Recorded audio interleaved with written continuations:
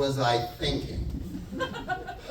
I was in a new relationship. I had met David in December of 1971, and I had cajoled him to move in with me, and it was the summer of 1972, and of course I said, why don't we go on a road trip from Indiana to California?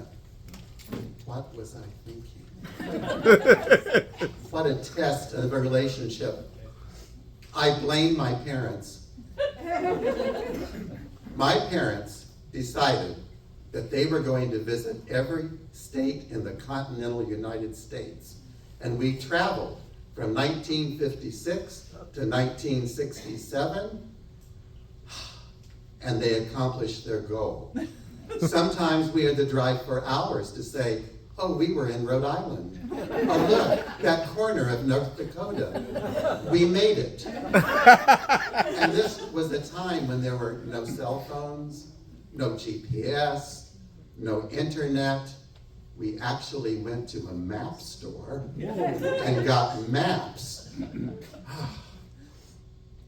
We would drive, and my dad was always, focused on at least a 16-hour drive. And by nighttime, it would be pitch black in the car. I would be in the back seat. We had other children later that joined us, my siblings. And I would go, and there would be Paul Harvey on the radio. And in the back seat, I would see these two glowing orange cigarette tips from my mother and dad. We would finally come to a motel stop, and my mother would get out of the car, and we could see her go to the manager's office, get a key, walk down to several rooms, go in the room, come back, go to the manager's office, come back to the car, slam the door, drive on, Sam. She was very particular about where she was going to sleep every night. Like everybody on a road trip, there were always mishaps. When we were at the Mormon Tabernacle, our hotel room got robbed. We were driving across Death Valley, and my mother had to pee. And so she got out of the car and squatted near the car in the middle of a sandstorm. She was itchy for the rest of the trip. We drove 50 miles in the wrong direction in Colorado. In Boston, we got down by the harbor, and my dad made a wrong turn, and we got stuck behind a truck unloading cabbages for an hour. In Washington, D.C., we went up the Washington Monument. I was the only child at that point. It was 1957, and my mom was pregnant, and we took the elevator up, and you're like this in the elevator. It's very claustrophobic.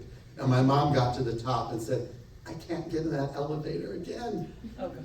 And she looked down, and there's this spiral, fire escape stairways that go down. So it was a hard decision for what she could do.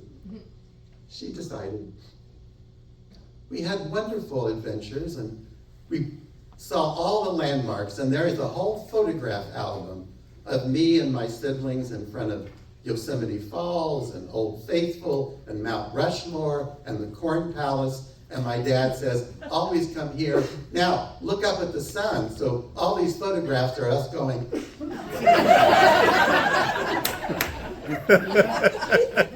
Some of the most wonderful times were unexpected. We went to Mississippi. We crawled over a fence and stood in a cotton field. We went to New Orleans. We got in the back of a horse-drawn junk wagon and rode around the French Quarter. We were in Vermont, and we stopped near a sparkling stream in a birch forest and had lunch.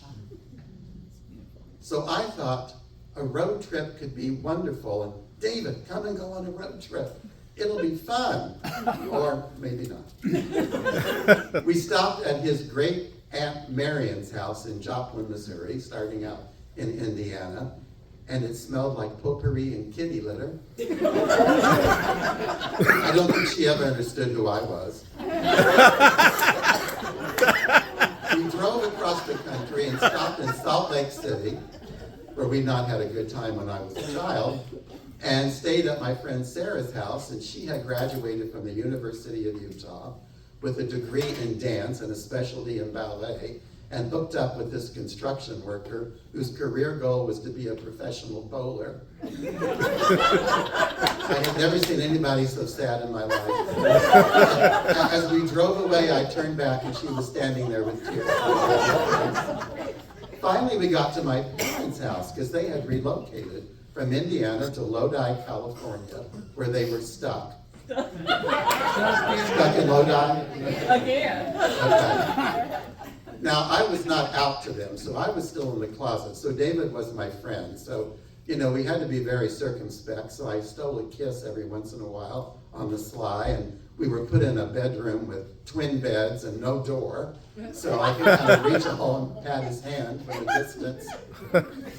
We went on to San Francisco, where Sarah's sister Elisa had graduated from the University of California at Berkeley, and she was working for Lawrence Halprin, who was a big architectural landscape person in San Francisco. And we were 23 and 24, and Elisa had us come to a cocktail party in a high-rise apartment building in San Francisco that looked over the bay and Alcatraz, and we felt so adult.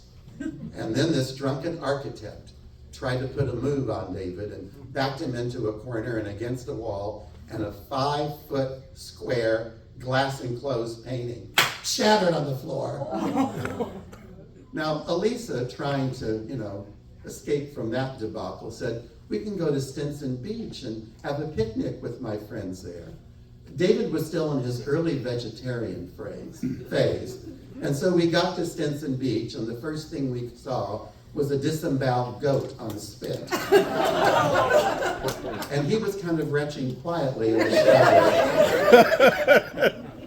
shower. We went back to the city and said goodbye to Elisa, and we had our first major fight, because of course you did, because you were on a trip together, in Ghirardelli Square. I don't know what the argument was about, you never know. But David turned on his heel and stopped up. I said, David, wait. And he did wait, and we decided it was time to go back to Indiana. We got in the car, and this has a happy ending. I was driving over the Sierra Nevada mountains, and this is where the happy ending starts, because a truck driver in a semi passed us, and he looked down in the car and saw what we were doing and went, woo, woo! We took many road trips in the rest of our life, and 6 cross-country trips from one city to another when we moved. We had many happy endings, but better, we had 50 years of a happy life.